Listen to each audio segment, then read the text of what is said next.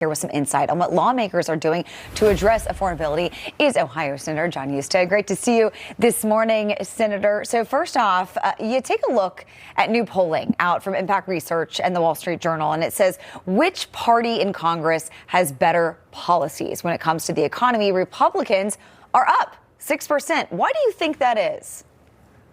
Because we're better than the Democrats. There's no doubt about that. We have focused on working families and doing more made in America.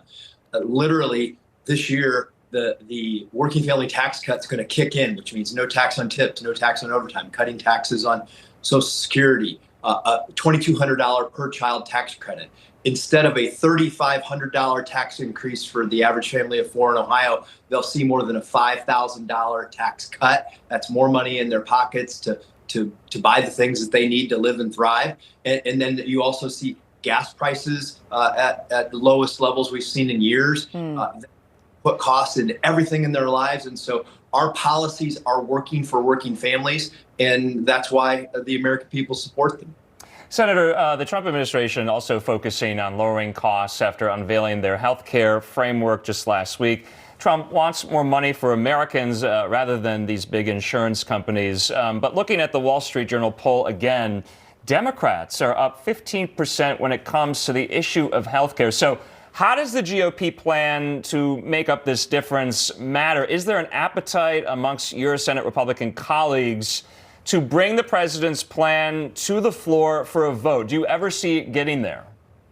Well, look, healthcare is the number one driver of inflation in the 21st century. Obamacare work. You have fewer choices and higher expenses that led to monopoly status for insurance companies and hospital systems. And it's driving up the cost and making healthcare unaffordable. We need to just explain to people, look, these are Democrat policies that we're trying to fix. Instead of sending money to insurance companies, let's send it to individuals so that they can either pay for their premiums or for their deductibles, whatever that might be. Right. We need to explain that we are going to drive a more patient-centered outcome for healthcare. And we also, as President Trump has already done, lowering the cost for prescription drugs.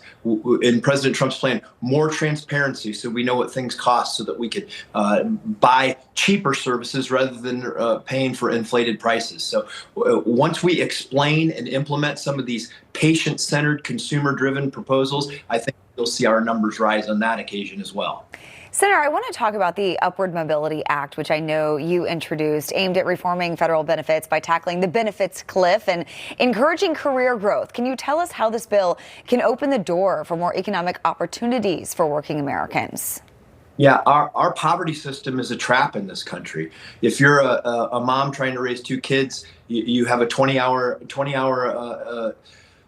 week job, you make $17 an hour, but if you make $18 an hour, you might lose thousands of dollars of benefits. So what happens? People don't go to work. People, poverty in this country, won't take hours, won't take raises because our poverty system traps them. I want to end that by giving money to the states and then gradually reducing people's benefits as they work more hours so that work pays.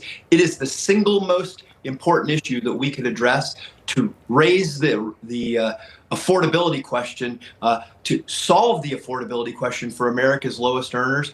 We've set a trap. We've trapped people in poverty. Encourage the work ethic, get more people back. Republican Senator John Husted of the great state of Ohio, thank you so much for taking the time this morning and chatting with us. Great to be with you.